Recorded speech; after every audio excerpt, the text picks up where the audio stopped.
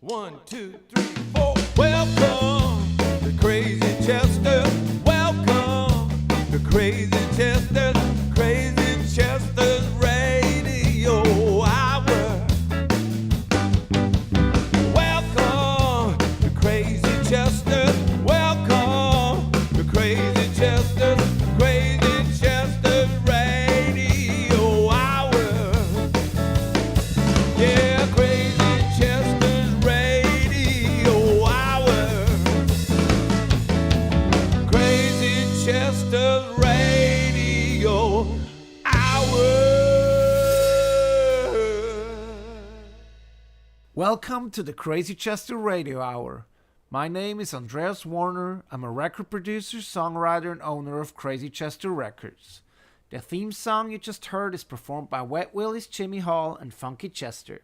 The Crazy Chester Radio Hour is a weekly music talk podcast featuring an eclectic group of guests with musical hearts, minds, and souls.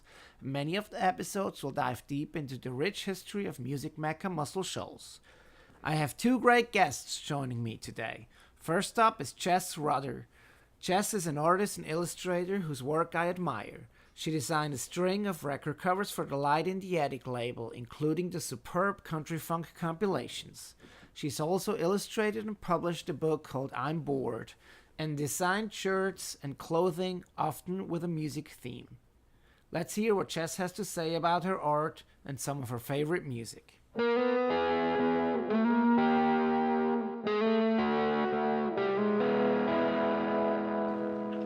Thank you so much for sitting down with me today and talk about your art and your connection to music. When I conceived my podcast, I always wanted to talk about the intersection of the different arts or music and different other topics. And to me, you like not that many other people found such a great way to combine your art of illustration and music. So maybe we'll just start kind of how I got aware of you, and that was through two compilation records that Light in the Attic put out called Country Funk. Can you talk a little bit about how that project came about? Sure. I would say, well, Zach Cowie is one of my best friends, and he sort of always was making these mixes of the country funk genre. We used to call them boot cuts, I think he used to call them. And for many years, and I know that Matt loved them, and they sort of came together, and because we were all close friends, it was sort of, and this was obviously a genre that's close to my heart. It was sort of an organic way to say, hey, can you scribble these icons for this project? And it was all very natural, and that's kind of how it came together. So Yeah, you grew up in Brooklyn, in New York? Yeah, I grew up in Long Island, but I was in New York. I was living in New York for all my life. The last couple of years I was there was in Brooklyn.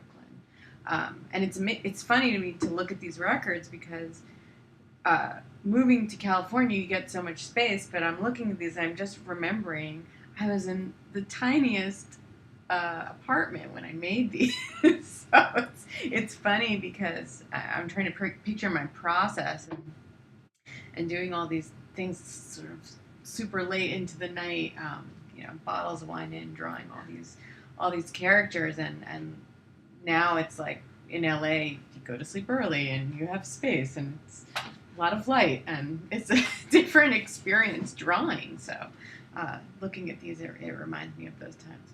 Yeah. How did you initially kind of grow a passion for art and illustration? How did that get started? Well, I will say that my father was a huge record head, and he was very into Lord of the Rings and illustrated album covers, and so that was sort of my first connection with them. My dad unfortunately got sick when I was very young, and sort of my communication with him was through his records and cartoons, and it was music and art. It was like comic books and records, and the Muppets and records, like strong visuals and music. And it was always just this companion that became a friend. And I remember being really young and being affected by music really early. Like, when you're young and you hear something that's super gutting, and that sort of correlation when you're like 6 years old, but you want to hold your hand to your heart because you felt something. But music does that, and I think visuals do that too. And it's really nice to have both. Yeah, and you start talking a little bit about record collection, and I always believe that a record collection tells a lot about the owner. What do you think does your record collection tell about you? Oh, It's a hard question, I guess. I think, well, my record collection definitely is an homage to the past. I mean, it definitely is very consistent in the decades of the 60s and 70s and 80s. I don't have a ton of contemporary albums. So maybe that says something about me. I'm a nostalgic head, and for some reason I just was connected to older records, and there was a certain type of warmth. I'm an old soul, and maybe that's something that's connected. I have lots of different genres. I have a huge weirdo gonzo section. I love like the old Rhino records, like Dr. Demento to super psych stuff to Bridget St. John and Bert Jansch, heavy folk. And so it goes. It's a lot of it's an ode to the past a little bit. Yeah, what role does the record cover play in you deciding if you wanted to buy it? A lot.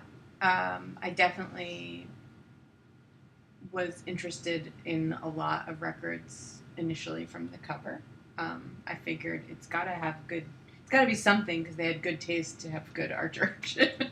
But I always loved collecting like that label Vertigo, where they had all those Marcus Keefe album covers. I trusted the cover so much. I knew that there had to be some goodness coming out of these.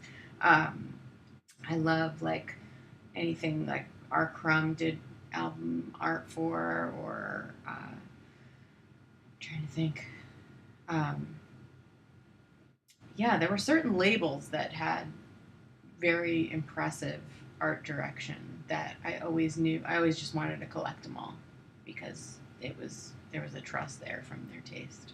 Yeah, I feel the same in many ways. I love Blue Note records, although it was more photography, but they just had a look that just really well represented the content too. And I always there's certain records that I love, but there's like some record covers like, this record does not look the way it sounds. Yeah. And I think there's an art to that connection. And I'm always trying, with my label, trying to kind of capture the sound. And I might sometimes, and I'm not an arts person myself, so I obviously need a lot of help. But that's kind of always a goal of mine. And I might not always, achieve it, but it's so important. And one thing that I love is like going through like the dollar bin at the used record store, and obviously I'll try to find a record to recognize, or a record that had players on it that I admire. But sometimes I just go through them and it's like, this is just stunning. I just want to check it out because of its visual value too. So I can connect to that too. One thing I collect a lot of, and especially since I moved here, is William. Do you know who William Stout is? No, I don't. There's a label in the 70s called Trademark of Quality, and it was bootlegs of live records, and totally unofficial, but this artist William Stout would do interpretations illustrated of the Rolling Stones or Neil Young, all as animals or pigs or birds, or They're super cool, really expensive. I have to eat peanut butter and jelly for a week after I buy one. But it's one instance where I'm buying it for the covers, and maybe they're live bootlegs. They're not really an enjoyable experience to listen to. They probably were at the time because, it was a live show and gaining access to hearing that. But that's one instance where I'm spending a lot of money on the covers and maybe not as much as the sound. Yeah. Besides creating record covers, you do also a lot of shirts and different things. And since a lot of people, I assume, listening to this podcast, they kind of have a love for Muscle Shoals music. So, would you mind sharing how the Spooner Oldham socks came about? Oh, for sure. Well, I had a few years where I was working at Light in the Attic Records, and that's when I met Roxanne Oldham, and she was a fan of Rotter and Friends, my t-shirt line. Roxette, for people who don't know, is Spooner's daughter. Yes, and and I knew Roxanne's husband, Mark, and from working in the music industry, and so again, it was one of those natural phone calls where it was like, I'd really love for you to draw my dad, and this would be really fun. And originally the drawing was for t-shirts, but I think that she came across this cool company that printed socks, and it was like, well, it'd be really cool to have Spooner socks. That's how it came about. Yeah, and Light in the Attic also reissued his Potluck Yes, album. and that's how I reconnected with Roxanne for that reissue. Yeah, and another project you recently worked on is your own illustrated book. Yep. It's called I'm Bored Yeah. by Jess Rotter. And would you mind sharing a little bit how this book came about, what the genesis of that was? Yeah, I guess I just wanted to do a collection. I'm so known for my music-related artwork that I guess I wanted to work on something that was really personal and from the heart. And yes, of course, music always is a companion to that, but I wanted to do something that was a little bit just really a personal work about daily life salvation. Yeah, and I read somewhere too, kind of preparing for the podcast, that in many ways it's like everybody's kind of a little bit on their phone and just kind of, and that I'm bored, is kind of connected to just kind of relief from that, I guess. Yeah, I think I was thinking that, well, first of all, I'm so overstimulated and saturated that I'm always going like, oh, so bored, because it's almost like you become jaded because there's so much going on that it's just, you always are ready for the next thing, so you're almost bored from that.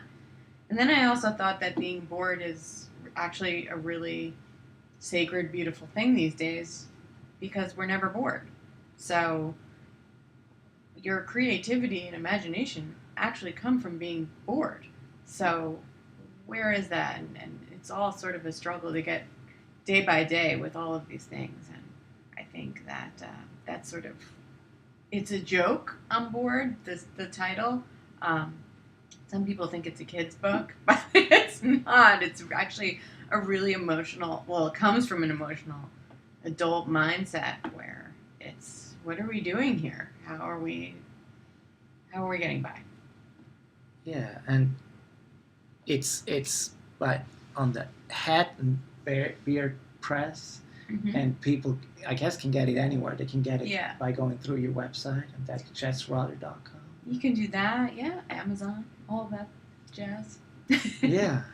So, a few years ago, you moved to LA, and how did that relocation affect or change your creative process? I found that LA had a strong sense of nostalgia. I found that my artwork was being,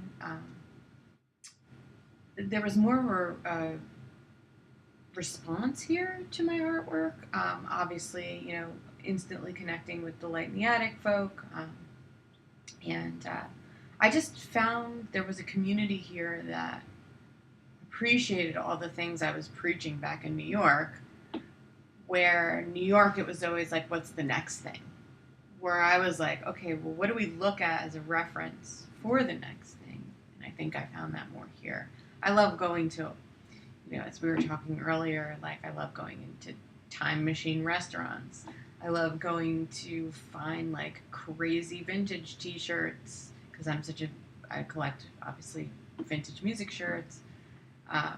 The William Stout record covers. I wasn't finding that in New York, and if I was finding that, it was extremely expensive and hard to attain. Whereas I found the daily life here, you could really bring what I love into the daily.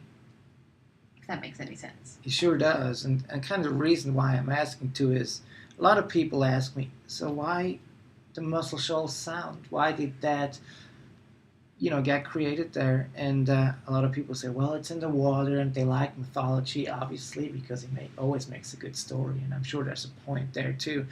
But I feel that different locations have like different grooves. Yes. Just kind of the way a city feels, the way people talk, the way they move, and just kind of the look, I guess, too.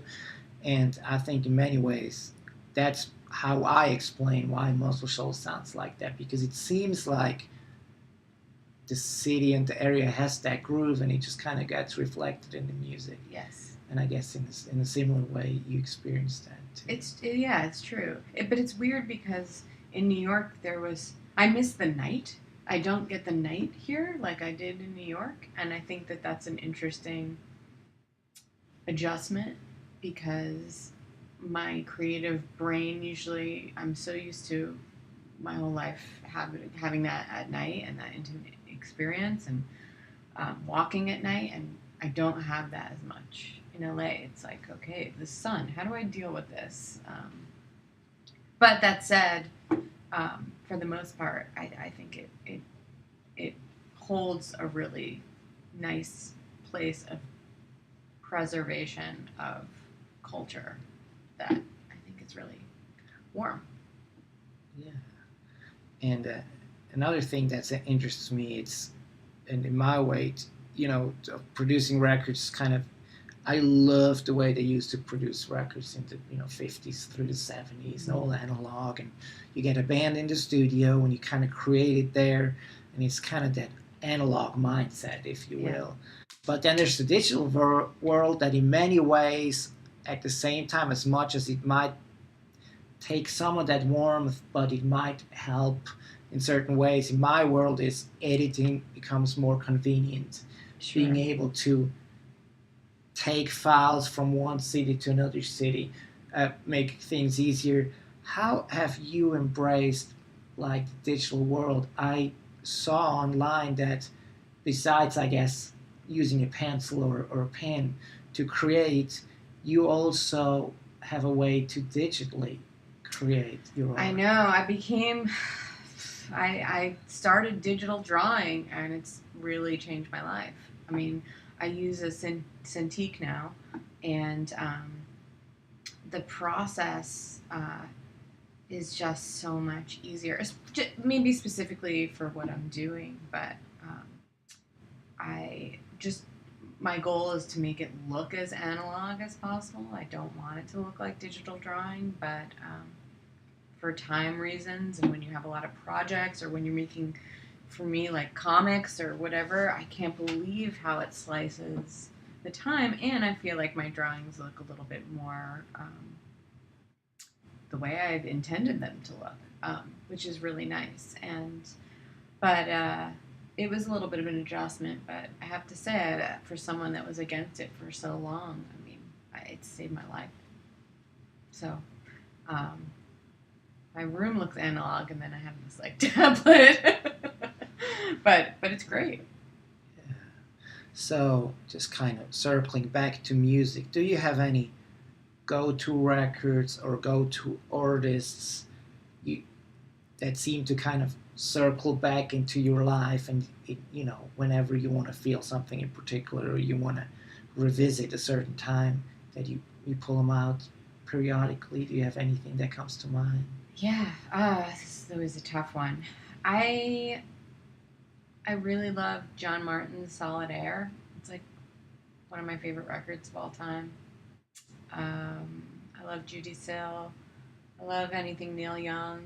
I love, oh my God, I can go on for a long time, but yeah, those are very often go to. Cat Stevens, I love.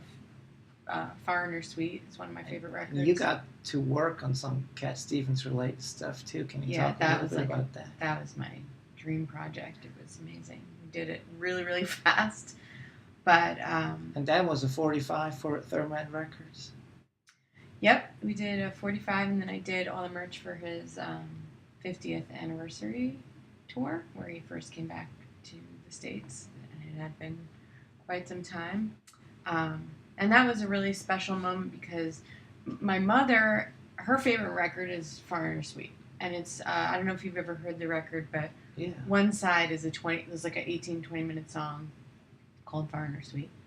And that was like, I had had so much music influence from my dad. This was like the one thing where my mom would share with me how important this particular song was to her. And it, she would take me through it and talk about the moments in the song. Oh, wait for this moment. It's gonna get you. Then she'd cry in part of the song. So this whole like 20-minute thing. But I've always had this, with me. So I was able to take her to the show in New York, which was this incredible full circle thing for me and for her, as being my mother, and now her daughter is taking her to see Yusuf. And we got to meet him backstage, and she got to tell him how important the song was to her. And that was like, one of the highlights of my career and life, just seeing how this musical moment and how important records can affect people. And apparently, Yusuf didn't play Foreigner Suite that night because it was too long. But it was really cool. Yeah, well, thank you so much for taking your time and talking to me, and thanks for having me. Sharing your passionate stories, and thanks for hosting me at your house. I don't take that for granted by any means. So I just would like to wish you all the best with all your future endeavors. Oh, and, I'm so happy you guys came. I hope our path will cross again. Definitely. Thank you so much. Thank you.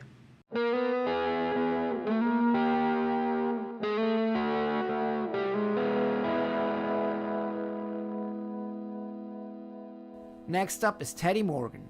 Teddy is a producer, engineer, songwriter, and musician who I got to know through working at Creative Workshop Recording Studio here in Nashville. Teddy released a handful of blues and roots albums as an artist before branching out as a producer. He's worked with John Oates of Hall & Oates and actor Kevin Costner, among many others. Teddy, welcome to the Crazy Chester Radio Hour. Thanks for being my guest today. No, it's a pleasure to be here. We've both been working at and around Creative Workshop Recording Studio here in Nashville. You have your own setup here, and you've been here longer than I have, but over the last 5 or 6 years, we've had a lot of chances to talk to each other, but never really as in depth as I hope we're going to do now. And you grew up in Minneapolis. I did. What's some of your earliest memories of being around music? Well, my mom had all different kinds of music available, and I remember car rides, long car rides to Grandma in North Dakota. It was it Doug Kershaw? I remember that was some of my favorite stuff. I remember rediscovering him in the 20s, like Louisiana Man, and but it was all over, from blues to jazz to singer-songwriter to rock and roll, 60s rock and roll, and that's honestly the really the Bob Dylan records, and then later the blues records that I found. Like, she had a Lightning Hopkins record, and I knew in 9th grade I had to write a report on something, and I was originally going to write it on blues, and then I found a Lightning Hopkins record, and as you know, so many of those records released in the 60s and 70s, had these amazing liner notes. You could get a whole story, pre-internet. Obviously, this is the early '80s, and reading Lightning Hopkins' story and listening to his music, like, man, that was one of my first guitar heroes. I mean, I had so many guitar heroes, honestly, but guitar like spoke to me. I played different instruments as a kid, and one day somehow, just banged on drums, or somehow there was a bass. But when I started really learning guitar chords, that kind of changed everything. Did you from there get hooked up with some of the local blues players? Yes. Well, when I lived across the street from a little grocery store in a neighborhood, a small little neighborhood in Minneapolis called the Bryn Mawr neighborhood. And there was a little grocery store, and I was 16, and I got a job there, just selling what people wanted to buy. I was the clerk. And someone had told me, a man named Larry Hayes lived in this neighborhood and shopped there.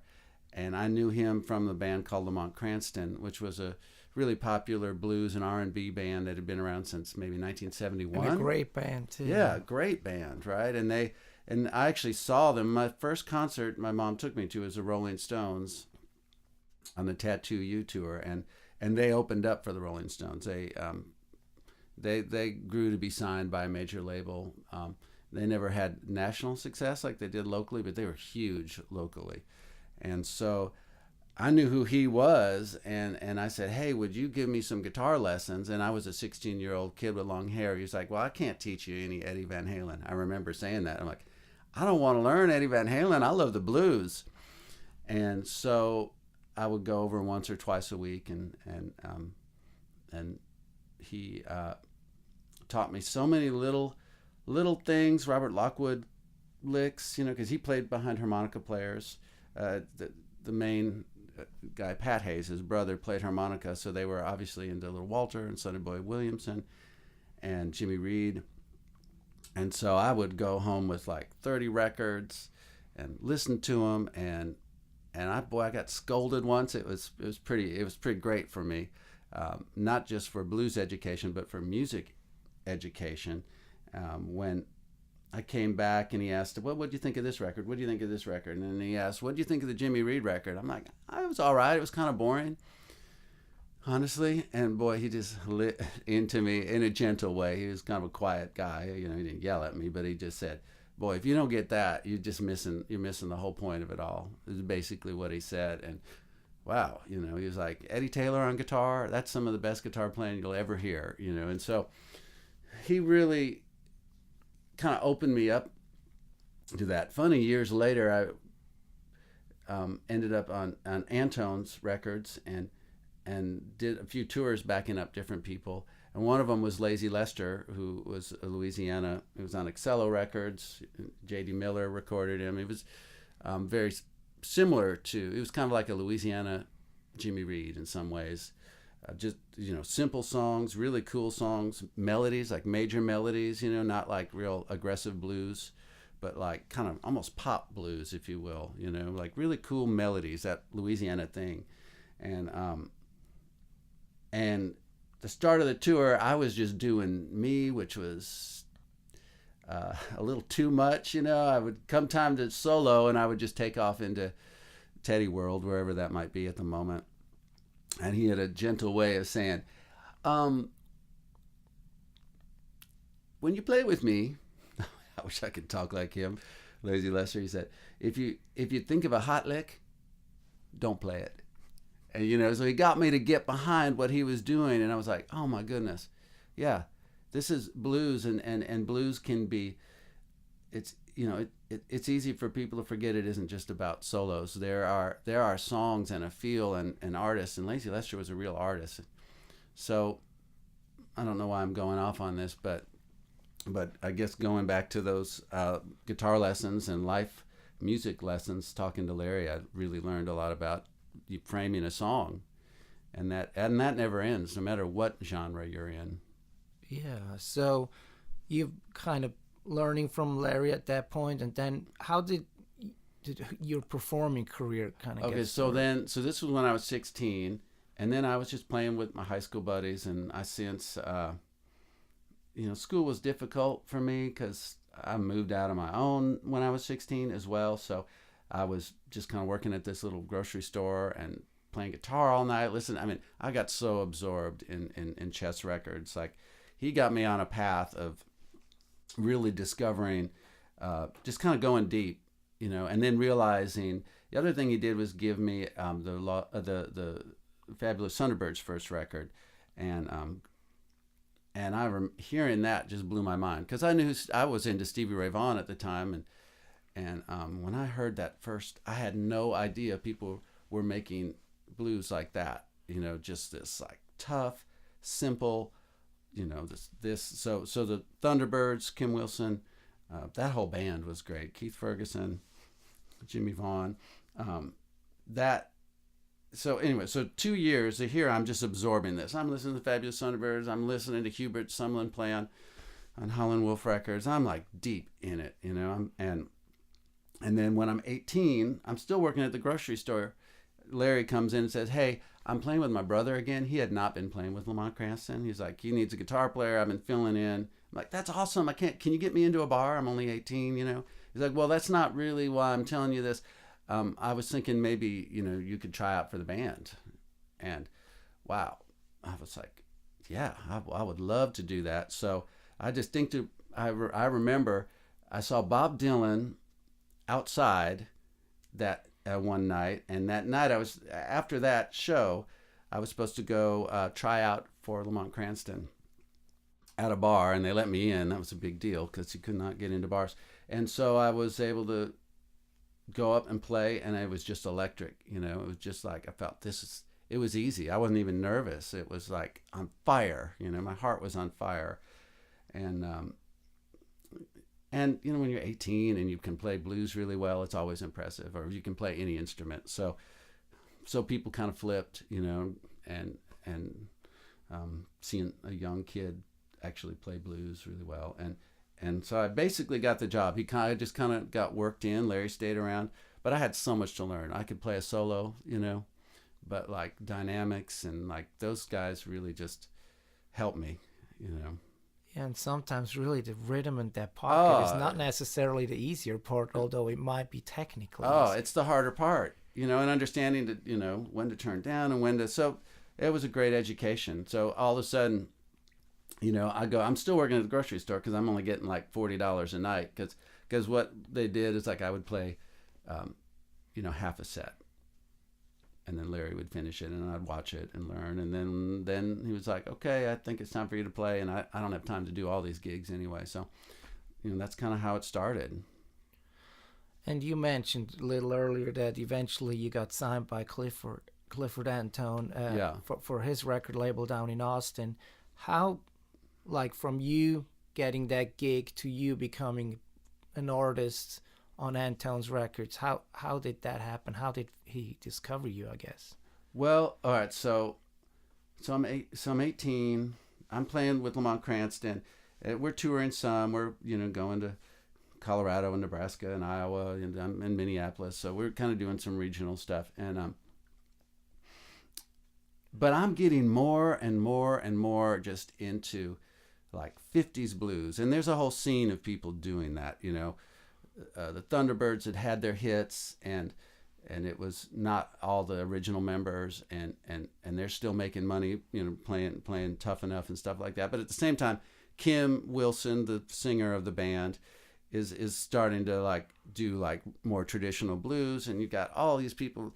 Junior Watson, one of my favorite guitar players ever, is in California, and then you just got all these people playing this kind of James Harmon, who I ended up playing with, Ronnie Earl, like there's all these labels, Blues, and the Blacktop label, and Rounder Records is releasing stuff, and there's Antones, and so I'm more and more into that. And Lamont Cranston is still kind of a party band. They play some of that stuff, but like I just wanted to like get down, I wanted to play like Walter Johnson stuff, and just really I was so absorbed into that. And so when these musicians, pretty open community, when these musicians would come to town, they'd hear me, or maybe I'd sit in with somebody, and there's not that always, there's not that many people into traditional blues. So word just kind of got out, and I started getting calls. One day, Kim Wilson called me, and I didn't even think it was him. He was a hero.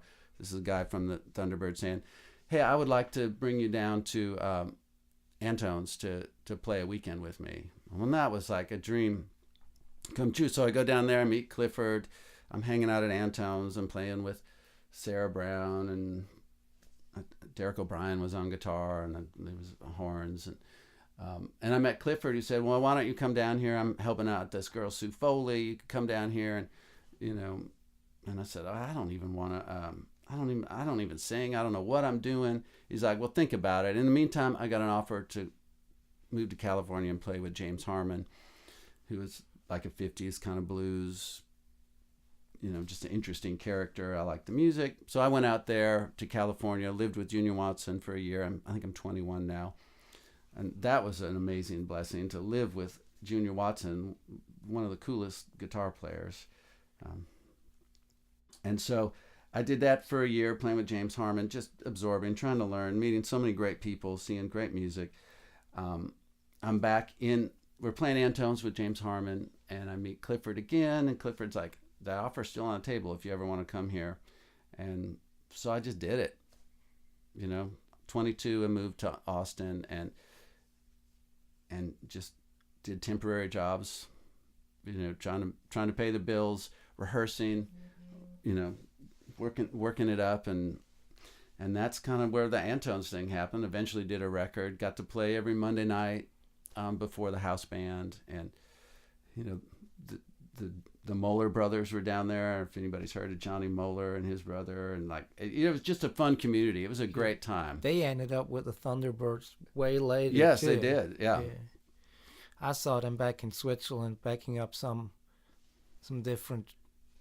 I mean, he's great. And the Red Devils were playing out in California, and that was like Johnny Muller's friend from Dallas. Yeah. Like, they so there were all these kind of young with guys. Mick Jagger too. Oh, yeah, exactly. Yeah. So like I wasn't like in LA playing with the Red Devils, but there was this whole the Paladins, you know, all these kind of bands that were blues related that also had a lot of influence from like 50s and 60s recorded blues.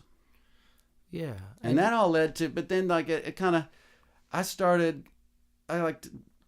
when I was younger, before I got into blues, I liked 60s. I liked Bob Dylan, you know, the Allman Brothers, some Jimi Hendrix. But once I discovered like the guys that really made the blues in the 50s, I kind of forgot about all the 60s guys because I never liked the way they played blues, honestly. I didn't like the way the Stones played the blues. I didn't like the way the Allman Brothers played the blues. I do now. I get it now. But I was like, well, this is not even new. They're just copying this. This is like way better. So I kind of forgot about all the kind of rock and roll versions, you know, and of that. And slowly I kind of started getting into soul music and Louisiana music and started getting into songs more. And then, boy, I went into a big soul thing. And I know you're into like, that Dan Penn record came out, Do Right Woman, Do Right Man. Yeah. That was just incredible, you know. When was that? Like 94.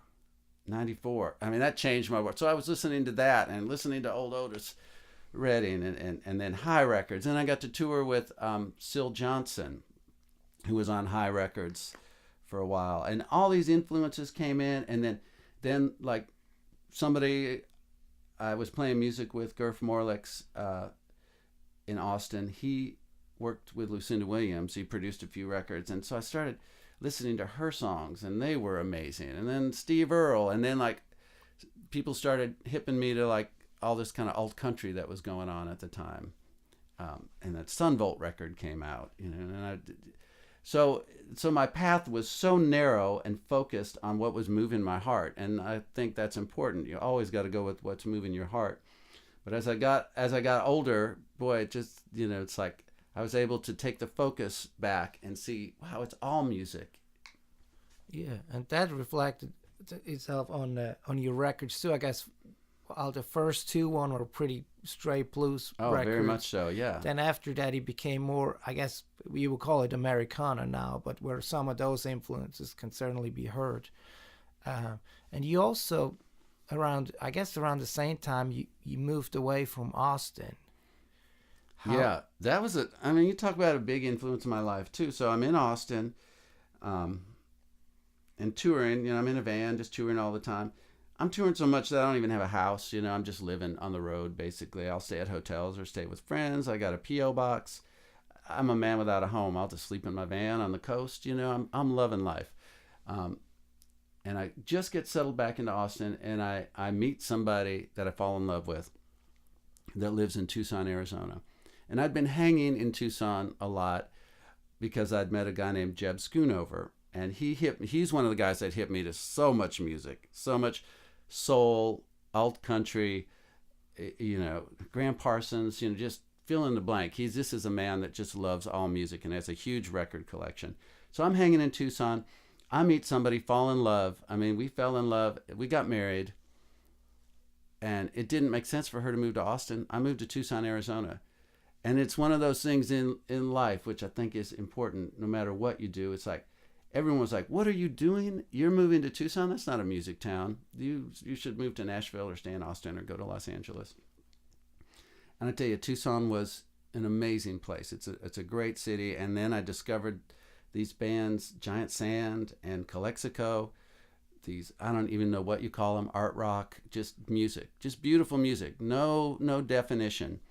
And so Tucson was a great landing place for a few years. And I also met a man named John Coinman, and we wrote songs, and I produced an album for him. That led to the Kevin Costner stuff that I do, because they had a band in the 80s. And I also met a writer named Troy Olson, and we wrote a lot of songs. And I ended up co-producing his CD here in Nashville at Blackbird. I just was supposed to be here for 10 days, but it was like a natural fit. So I'm like, I got a dream come true. I'm working in one of the best studios in the world, working with great musicians, right next door. How about that? Right next door to where I work now. And that was a game changer in my life. Here I am in Tucson, but that's how I got to Nashville. All the work was here. Vance Powell taught me so much.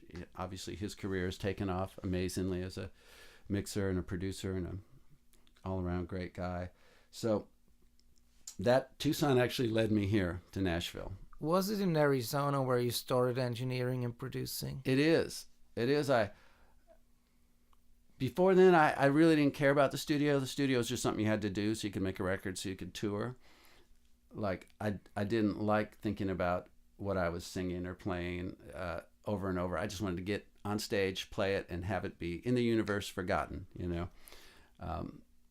But I started recording at a studio called Wave Lab, and I had a great time working there, and I started getting into studio, and it was more affordable than going to a studio in Austin, and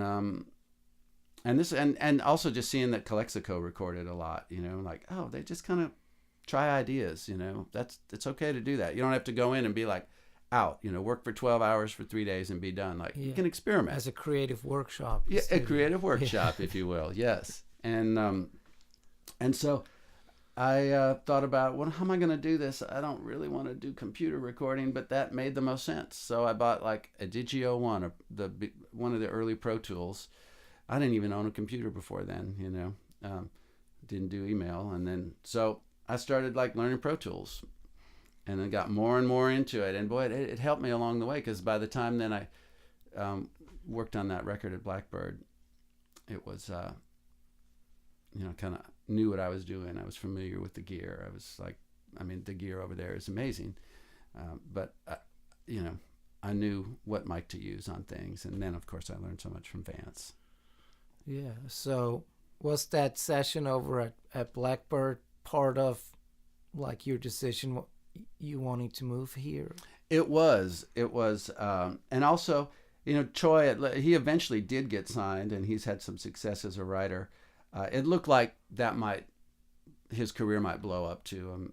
Kid Rock happened to be in a different studio and liked a song, then rapped on it, and there was like this energy. He was hanging around the Music Mafia people, which were really, Big and Rich. They were really huge at the time, and so it looked like this is going to take off too. And I could just feel that Tucson there's no like going back from that. Going, working with someone like Vance and Richard Dodd, mixed it.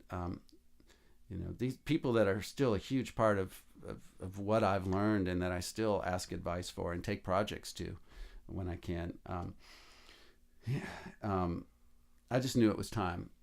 And actually, I don't know if you know this, but I was in a band that this same man I mentioned, Jeb Schoonover, put together called the Hacienda Brothers. Yeah, and they cut a couple records with Dan Penn, Yeah, too. so I cut the original demos as a band. And 3 of the songs are on the record, their first record. And I was like one of the Hacienda Brothers. That happened the same time as the Blackbird sessions that I was telling you about and that I talked about earlier.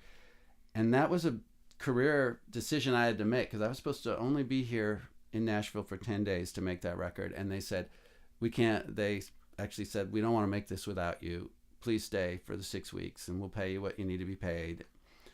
And I actually had to leave the Hacienda Brothers to make that project happen because Dan Penn, who lives here in Nashville, was headed to Tucson to produce the real record. Not the demos that I did. But it just felt right. I'm like, this is kind of where I belong. So that really, when you talked about the studio stuff, that really solidified it. Like, oh no, this is where I'm really going to learn something. And that was hard because I love Dan Penn's old stuff, and that record wasn't that old either. The Do Right Woman. I mean, I love Dan Penn. Yeah, that was hard to say no to, but this just felt right, staying in Nashville and making that record. Yeah. So after you moved here, you started doing a lot of freelancing and producing and engineering a lot of stuff, but you also, and you mentioned it a little bit earlier, you joined Kevin Costner's band. Yeah, so I got a call from John Koinman, who's somebody I met in Nashville, somebody that I also had heard about. He had worked with a guy named James Infeld that wrote a bunch of songs, a really cool record. I can't remember what the record was named, but James Infeld played every song on it, and it had a really good buzz, at least in the community I was in, and it was on what's the label in Germany? Bear Family. Yeah, maybe they release a lot of old 50s music and new music, and they released his album. It must be that. He's placing the Mavericks now. He's like, he's great. But John Koinman and James Infeld wrote a lot of songs, and this was at that same time when soul music, Lucinda Williams, I was really discovering the importance of songs. So I knew that name, and I knew people that knew John Koinman. Anyway, so John Koinman made the record with John Koinman, who lives in Tucson. After I'd moved to Nashville, he called me and said, hey, Kevin Costner really loves the record that we made, and he's actually wants to do music again, and he wants to play a lot of those songs and kind of sound like that. He loves that kind of a blueprint for his music. And so it started off just playing a few shows, and I don't think anybody expected we'd play for 10 years and make albums and do some soundtrack work. And you got to record some of it here too. Yeah, we recorded a number of songs here for sure, and then I've of course done a lot upstairs in my little overdub studio as well. Yeah. What are some of the productions of yours that stand out to you? Well, the stuff with Kevin, the Hatfield and McCoy stuff that we did, some of which was in the miniseries called Hatfield and McCoy's that was on the History Channel. That's some of my favorite stuff, and I think some of Kevin's best stuff too. And then eventually an album was released of that stuff. And I really enjoy working with Carl Bramel. And you did a couple or 3 albums with him? Done 2 albums and one whole record here, and then one of them was at my old garage studio when I lived in Inglewood before I was here at Creative Workshop. But most of it was done here at Creative Workshop. I don't know. I can't think about it. Yeah. I'm sure there's other stuff I like, that I've done, but and with Kevin Costner, you got to traveled quite a bit too. You went over to Europe to perform, and you mentioned earlier that when you started out that you mainly lived to be on stage. Yeah. But is it fair to say that now there might be a little bit of a shift that you might even feel more comfortable in the studio? Well, I feel very comfortable on stage. Yeah, I love it. It does it. As someone that may be more of an introvert, like I don't feel like an introvert on stage. It feels very safe, and feels very sacred. Like I really, it's a true gift to be able to be on stage and play music. So I still love that, and I love to travel a little bit. I've got 2 kids, so being away all the time isn't something I want. But now and then, especially, and Kevin has kids. Park Chisholm has kids. It's another band member. We don't need to be away all the time. Yeah. And the studio, I mean, I've been in love with the studio for 15 years at least now. And another artist you got to work with is John Oates of Hall & Oates. How did that come about? He was at my wedding in Tucson. My ex-wife Gwen, her best friend since elementary school, married John Oates, maybe over 20 years ago, a long time ago. And so John and I knew each other, but we never really did music or talked about music. And actually, until he started coming to Nashville a lot, which was around whenever that Hatfields recording was, because he loved the Hatfield stuff. And I don't remember if we ran into each other or he just called me and just said, I love that Hatfield stuff. We ought to write something. And so we got together, and we've written a number of songs together, and I was able to produce a few songs for him. I think we did one of them here. We recorded the whole thing here. Yeah, I've seen him come in and out for a while there for sure. Yeah, and you talk about a generous, sweet man and talent for days, and also a guy that is not narrow-minded musically. He is so. I mean, he's been to the pinnacle of success, right? And he is. That's, I think, so important with music, and the people that I love working with, no matter their age, young or old, there is just an excitement for the mystery, and that music is a mystery, and it is a mystery that it is fun to jump into and be a part of, and a gift. Yeah, and you just mentioned that you've not only recorded him, but you've also collaborated on songwriting. Mm-hmm. And that's one thing we haven't touched on as much. You're also a songwriter. And how would you look at yourself? It's like, do you have something that you feel that's my strongest suit, or is it just like one is an extension of the other? I always feel like, there's so many intersections between playing, producing, and writing with artists you might be producing that it's kind of almost becomes one in a way. I agree with you on that. And I think where my career is kind of, it's like starting music, I've just always followed without a plan, good or bad. Like, this feels right. This feels right. It felt right to move to Austin and go, okay, I'm going to sing now. And I should write the songs that I'm going to sing. And that was, takes some fearlessness, because I still don't really like my singing, but it got me to the next point. I feel like each thing, like, okay, I might not be good at this for a while, but I'm going to learn something from it. And if it feels like what I'm supposed to do, I'm going to forget about the fear and just go for it. And so, even to touring and playing clubs, but I hit a point doing my own career. I'm like, I'm not inspired anymore. I'm more an introvert. I'm not the life of the party. and I reached a point where I don't even know what I want to say to people, So like it's been a natural process of like letting something go and opening up for something new and following it.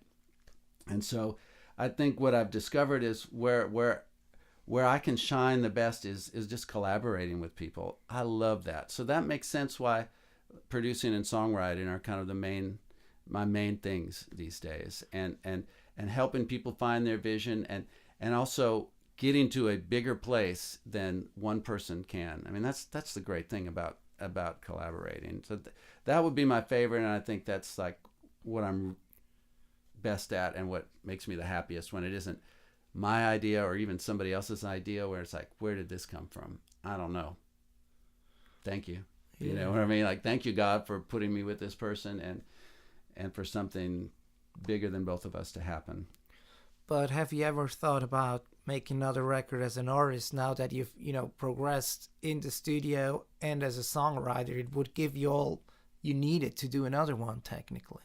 Yeah, I mean, I think about that every now and then. So if I'm in between projects and bored, I'll think of it and I'll chip away at something.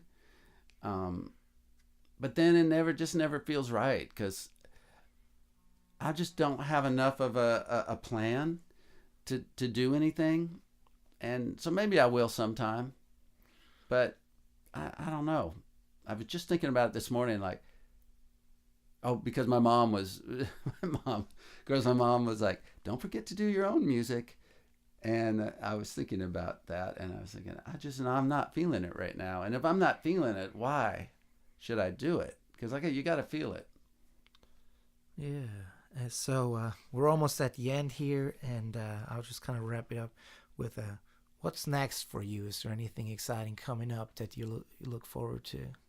Well, I mean, all of it, honestly. I mean, I've got 3 co-writes next week. I can't wait to hear what happens. It's a mystery. I don't know.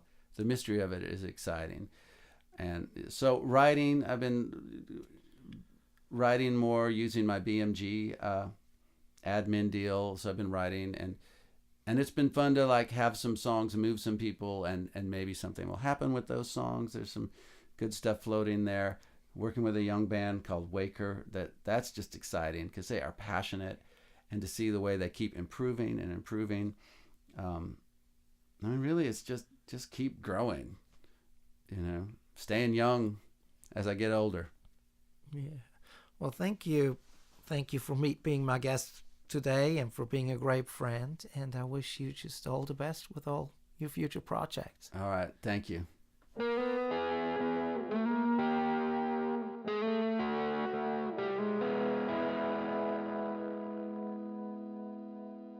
This was the 19th episode of the Crazy Chester Radio Hour. We taped it in Los Angeles, as well as Buzz Cason's Creative Workshop recording studio in Nashville. Thanks for listening, and I hope you enjoyed it. Until next week.